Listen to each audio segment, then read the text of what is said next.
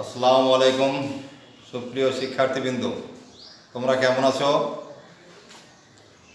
আমি আমার পরিচয়টা দিয়ে নিই। আমি শেখ মোহাম্মদ ফারুক হোসেন, সহকারী শিক্ষক, Maulana Bhashani Bidyapith girls school and college, Khalishpur, Khulna. আমি নবম শ্রেণীর বাংলা দ্বিতীয় পত্র অধ্যায় তৃতীয় সপ্তম পরিচ্ছেদ উপসর্গ সম্পর্কে আলোচনা করব। তোমরা আমার কথাগুলো মনোযোগ দিয়ে শোনো। তাহলে উপসর্গ শব্দটা বিশ্লেষণ করি। উপ মানে কি? উপ মানে ক্ষুদ্র বা ছোট, আর স্বর্গ মানে লক্ষণ। তাহলে উপসর্গ হলো ক্ষুদ্র লক্ষণ বা চিহ্ন। যেন উপজেলা বলি, মানে উপজেলা মানে কি? ছোট জেলা, ক্ষুদ্র জেলা। তাহলে উপ মানে ক্ষুদ্র। তাহলে উপসর্গের সংজ্ঞাটা জেনে নিই। যেসব অব্যয়সূচক শব্দাংশ ধাতু বা শব্দের পূর্বে যুক্ত হয়ে নূতন অর্থবোধক শব্দ গঠনপূর্বক অর্থের সম্প্রসারণ, সংকোচন ও পরিবর্তন সাধন করে তাকে উপসর্গ। বাংলা ভাষায় এমন কতগুলো অব্যয়সূচক শব্দাংশ আছে যা স্বাধীন পদ হিসাবে বাক্যে ব্যবহৃত হতে পারে না। এরা অন্য শব্দের আগে বসে। এসব এর প্রভাবে শব্দটির কয়েক ধরনের পরিবর্তন সাধিত হয়। পরিবর্তনগুলো আমরা জেনে নিই। নাম্বার 1, নূতন অর্থবোধক শব্দ। নূতন অর্থবোধক শব্দ তৈরি করে।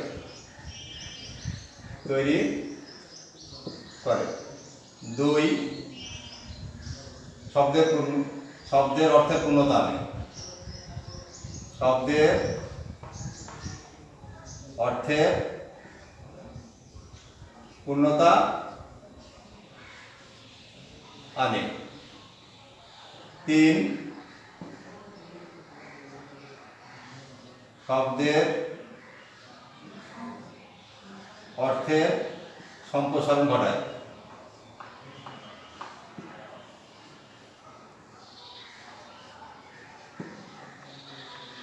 4, শব্দের অর্থের সংকোচন ঘটায়।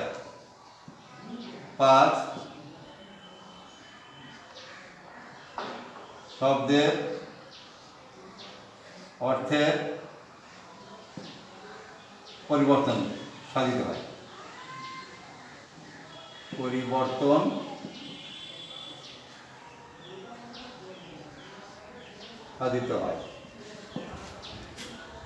তাহলে এর প্রভাবে যে শব্দটির অর্থের পরিবর্তন সাধিত হয়, সেই পরিবর্তনগুলো হলো নিম্নরূপ। 1 হলো নূতন অর্থবোধক শব্দ তৈরি করে, শব্দের অর্থের পূর্ণতা আনে, শব্দের অর্থের সম্প্রসারণ ঘটায়, শব্দের অর্থের সংকোচন ঘটায়, শব্দের অর্থের পরিবর্তন সাধিত হয়। ধরো কাজ একটা উপসর্গ। কাজ একটা শব্দ। ধরো কাজ একটি শব্দ। কাজ একটি শব্দ।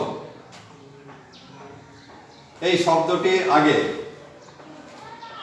শব্দটির আগে যদি অবয়টি যুক্ত করি, কাজ কাজ, এর আগে যদি যুক্ত করি, তাহলে অযোগ কাজ, অকাজ। তাহলে শব্দের অর্থের কি করলো? সংকোচন ঘটালো, কাজটাকে ছোট করে ফেললো। এবার ধরো আরেকটা, ধরো পূর্ণ অর্থ কি? ভরা। এর আগে যদি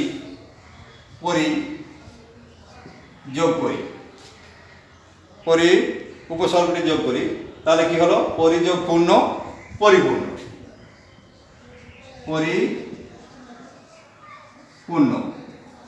পরিপূর্ণ মানে কি হলো? ওই ভরাটাকে আরো ব্যাপকতা করে দিল, প্রসার ঘটাই দিল, সম্প্রসারণ ঘটাল, আকৃতি বৃদ্ধি করে দিল। তাহলে সংকোচন হলো, কাজটাকে ছোট করে ফেললো অকাজ দিয়ে।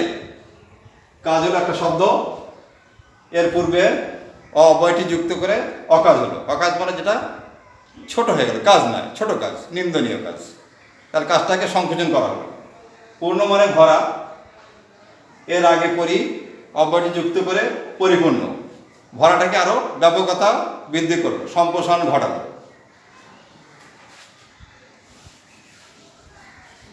ধরো হার একটা শব্দ,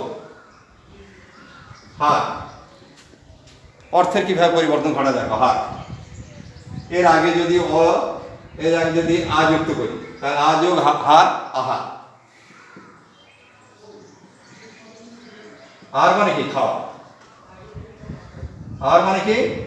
খাওয়া। আর একটা শব্দ, এর আগে যদি প্রযুক্ত করি, তাহলে প্রযোগ হার, প্রহার। প্রহার মানে কি? মারা বা আঘাত করা, বা আঘাত করা। প্রযোগ হার, প্রহার। ধর হার একটা শব্দ, তার আগে যদি পরিযোগ করি, তাহলে পরিযোগ হার, পরিহার। পরিহার মানে কি? ত্যাগ করা। পরিহার মানে কি? ত্যাগ করা, ছেড়ে যাওয়া বা চলে যাওয়া। আর একটা শব্দ, এর আগে যদি উপ শব্দ দিই,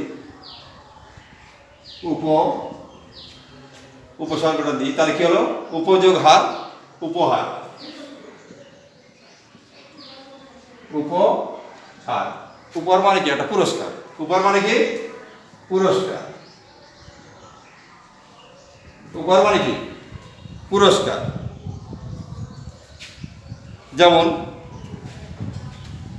হার, আর একটা শব্দ, এর আগে যদি বি দিই, তাহলে বিযোগ হার, বিহার। বিহার মানে কি? ভ্রমণ করা।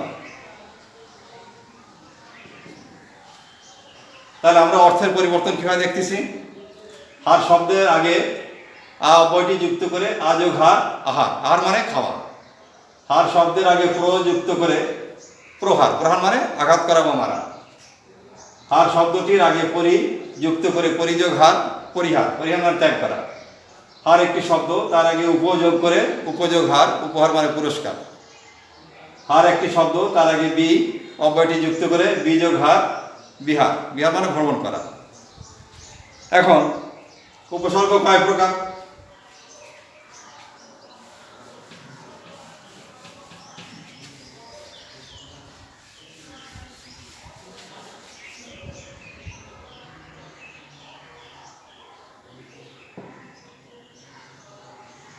উপসর্গ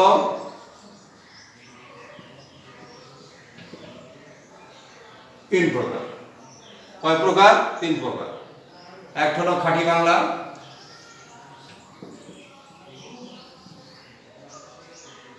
খাঁটি বাংলা। দুই হলো তৎসম, আর তিন হলো বিদেশি।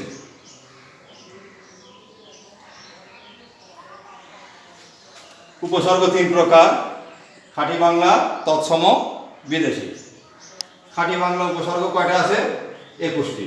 কয়টা? 21টি। আমরা এখন খাঁটি বাংলা উপসর্গটা নিয়ে আলোচনা করব। খাঁটি বাংলা উপসর্গ 21টা, সেগুলো কি কি জেনে নাও। অ, আ, অঘা, অজ, অনা, আন, আব, আর, ইতি, উন, কুত, কুক, কদ, ভর, রাম, বি, নি, পাতি, স, সা, সু, হা। ধরো অ দিয়ে উপসর্গ অর্থবোধকতা, অর্থ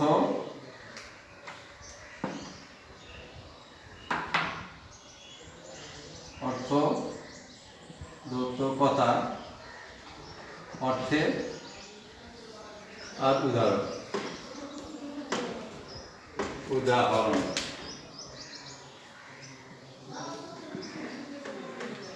না অ দিয়ে অ একটা উপসর্গ। অর্থে অভাব, অর্থ কি অভাব।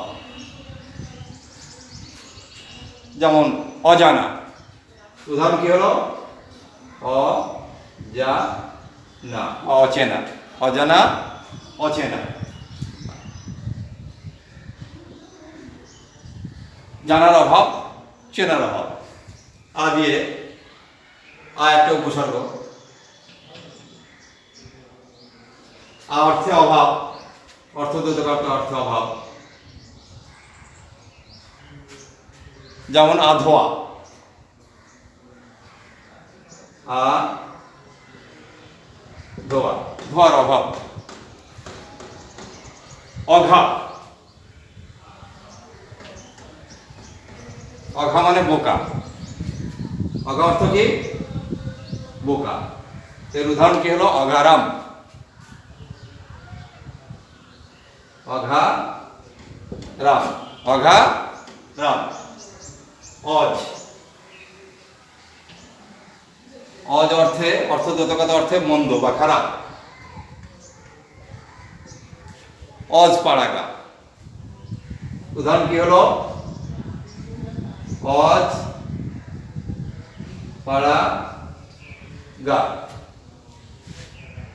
অজ অর্থ মন্দ বা খারাপ, অজ পাড়াগা যেটা একটা পাড়ার মধ্যে পড়ে না, কেমন যেন মনে হয় আর কি, ছোট ছোট।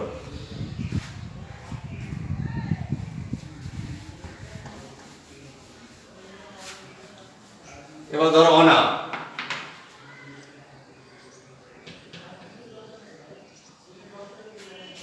অনা অর্থ, অনা অর্থ দেখো অভাব, অনা অর্থ অভাব, অভাব অর্থে অনাবৃষ্টি, অনা বৃষ্টি, বৃষ্টির অভাব। আন, আন অর্থে অর্থগত অর্থে বিক্ষিপ্ত, বিক্ষিপ্ত।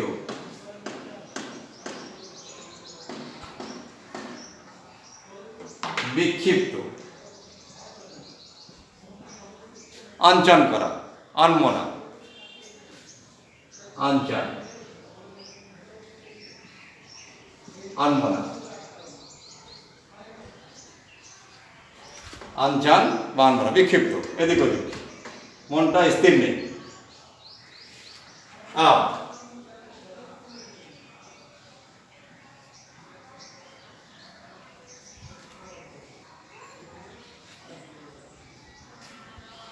আব, আব অর্থে আব অস্পষ্টতা, অস্পষ্টতা। আব ছায়া, আব ছায়া, অস্পষ্ট। আর,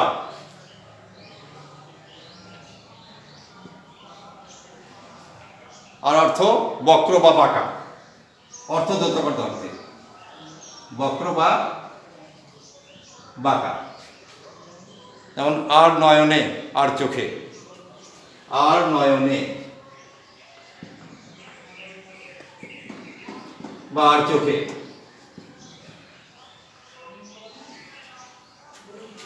আর অর্থদোতকতা অর্থে বক্র বা বাঁকা, আর নয়নে আর চোখে।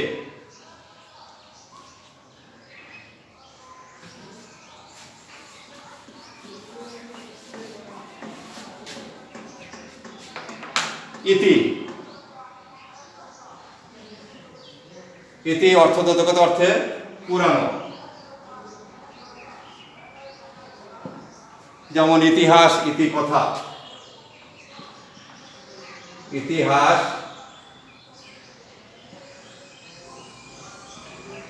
ইতিকথা। ইতি সব, ইতি অর্থ হলো পুরনো, ইতিহাস, ইতি কথা। উন,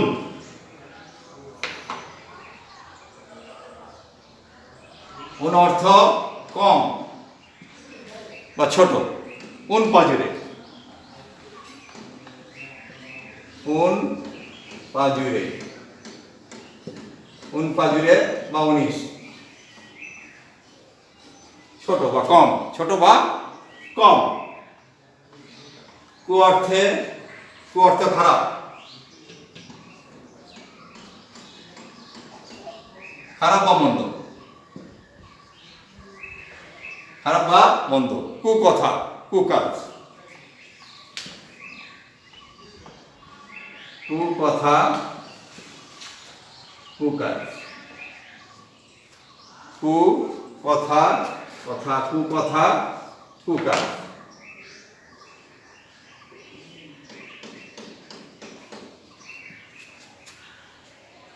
কদ, কদ নিন্দিত অর্থে বা ছোট, নিন্দিত বা ছোট। কদবেল,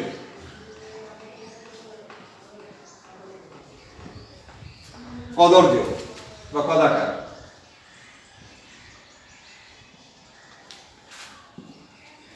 কদাকার। ভর,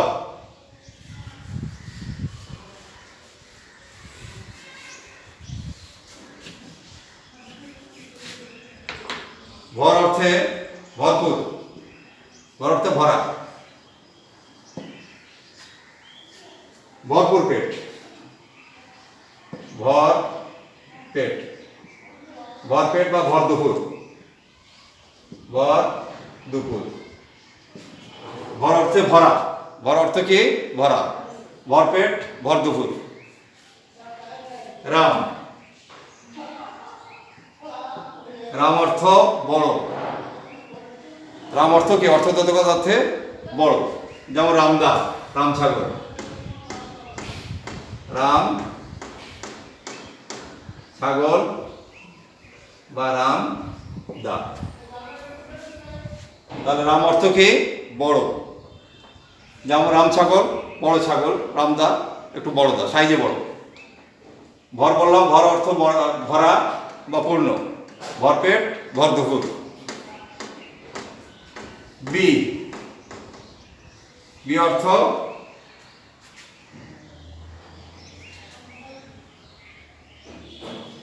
নিন্দিত অর্থ নাকি? বি অর্থ নিন্দনীয় বা খারাপ। বিপথে, বিপথে বিফল।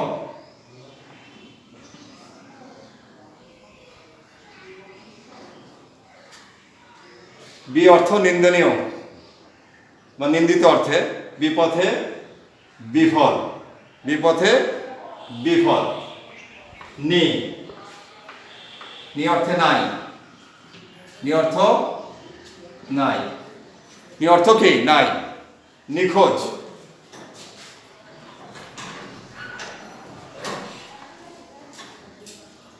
নিখোঁজ বা নিখুঁত।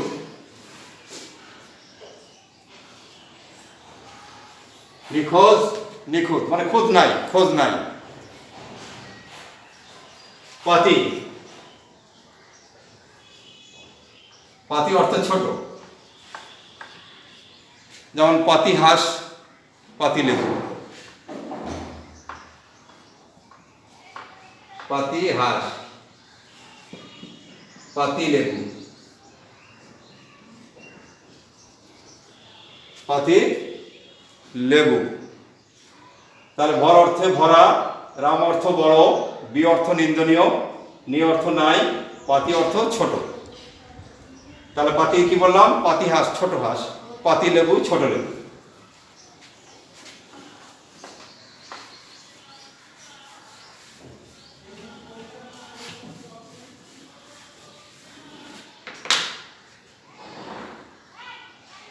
স অর্থে সঙ্গে, সঙ্গে।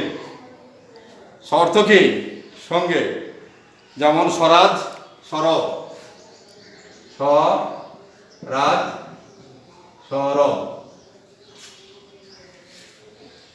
স অর্থে কি সঙ্গে বা সাথে, স স্বরাজ বা সরব, সরব পাঠ করলাম একসাথে।